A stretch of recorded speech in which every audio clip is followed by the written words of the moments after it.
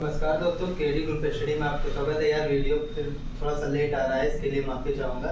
यार पिछले वीडियो में हम लोगों ने एक क्वेश्चन यूक्लिड विभाजन प्रमेय का यानी यूक्लिड डिवीजन लेमा पर कर लिया था। उसी के आगे हम लोग कुछ और कड़ी जोड़ेंगे, उस पर ढेर सारे क्वेश्चन देखेंगे कि आखिर किस तरीके से क्वेश्चन होता है।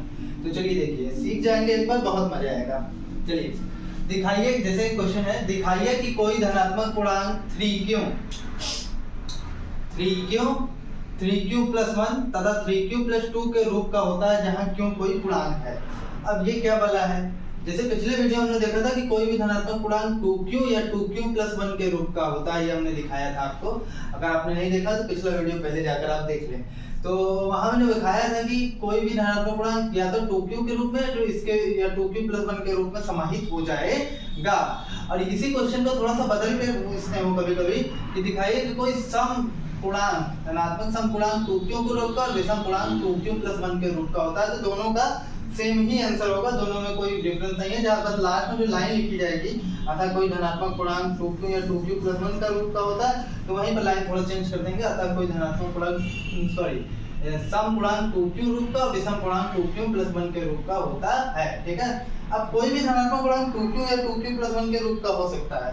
तो कोई भी धनात्मक पूर्णांक 3q प्लस 1 और 3q प्लस 2 के रूप का भी हो सकता है। सवाल उठता है कैसे, तो देखिए, सबसे पहले आपको अगर 1 लिखना है तो आप इनमें से किस रूप में लिख सकते हैं भाई? ये 3q प्लस 1, यहाँ आप q को वैल्यू दे दीजिए 0 और 3 इंटू 0 प्लस 1, तो 0 प्लस 1 इज इक्वल टू 1, तो हो गया। अब इसी तरीके से अगर आपको 2 लिखना हो तो 2 लिखने के लिए आप क्या करेंगे, किसको वैल्यू देंगे? यहाँ पर आप q को वैल्यू दे दीजिए 0। 3 लिखना हो तो यहाँ आप q को वैल्यू दे दीजिए 1। 4 लिखना हो तो यहाँ पर आप जो है 4 कैसे लिखेंगे?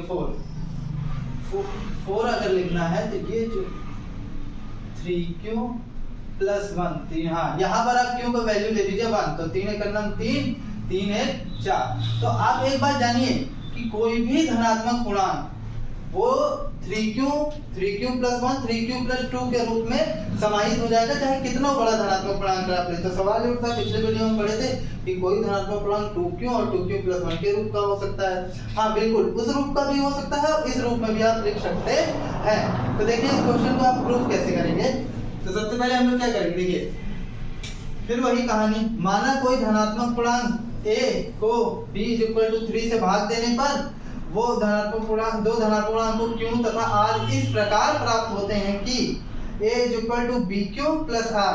मैंने बताया था कि जो भाजक होता है, अब यहाँ पर b को हम 3 लेंगे। अगर 3q का रूप का बनाना है तो भाजक को 3 रखिए, 4q के रूप का बनाना है तो भाजक को 4 रखिए, 5q के रूप का बनाना है तो भाजक को 5 रखिए। जिस रूप का बनाना है भाजक आपका फिक्स हो जाएगा। उसके बाद देखिए a equal to bq plus r, हमने बताया था कि जो शेषफल होता है वो 0 से बड़ा या बराबर और भाजक से हमेशा छोटा होता है, यानी b से हमेशा क्या होगा? छोटा होगा। और इसीलिए a इक्वल टू 3, b तो फिक्स हो गया। क्यों भाई 3 क्यों? क्योंकि 3q को रूप का बनाना है ना। अगर 4q के रूप का बनाना था तो भाजक हम 4 लेते प्लस r, तो 0 से बड़ा या बराबर और 3 से छोटा, क्योंकि b को फिक्स कर दिया है हमने। तो इस अब हम r क्या हो सकता है, या तो 0 हो सकता है क्योंकि बराबर भी ले सकते हैं, 1 हो सकता है, 2 हो सकता है, भाजक हमेशा छोटा होगा। इस चीज को मैंने डिटेल में पिछले वीडियो में बताया है।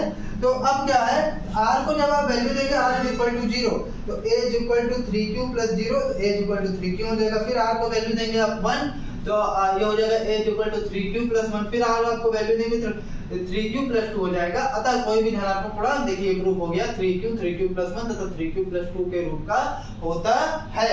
इस तरीके से आपसे ढेर सारे क्वेश्चन पूछ सकते हैं। दिखाइए कि कोई भी धनात्मक पूर्णांक 4q plus 1, 4q plus 2, 4q plus 3 के रूप का होता है। 5q के टाइप में पूछ सकता है, 6q, ज्यादा से ज्यादा 9q तक पूछेगा। तो इसी तरीके से आपको टोटल 9q तक दिखाइए कि कोई धनात्मक पूर्णांक 9q प्लस 1, 9q प्लस 2 और 9q प्लस 9 तक, 9q प्लस 8 के रूप का होता है।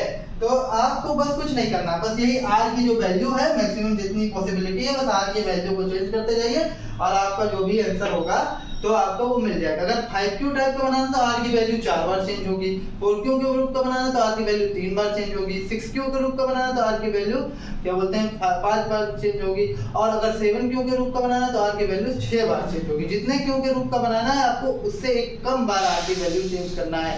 क्यों? क्योंकि भाजक हमेशा 0 से बड़ा, सॉरी शेषफल जो होता है वो हमेशा 0 से बड़ा या बराबर, और भाजक से हमेशा छोटा होता है, इसलिए उससे एक कम तक चेंज हम लोग करते हैं। ठीक है, तो अगर आपको इससे रिलेटेड कोई डाउट हो तो आप कमेंट सेक्शन में पूछ सकते हैं। आल्दो मैं इसका पीडीएफ जो है डिस्क्रिप्शन में दे दूंगा, इसका पूरा पीडीएफ आपको, तो आप उसमें जाकर उसको बढ़िया से, और आपको कोई भी दिक्कत हो तो आप मुझे कमेंट के थ्रू आप बात कर सकते हैं, मैं उसका पूरी तरीके से सॉल्यूशन देने के लिए कोशिश करूंगा। ठीक है, जय।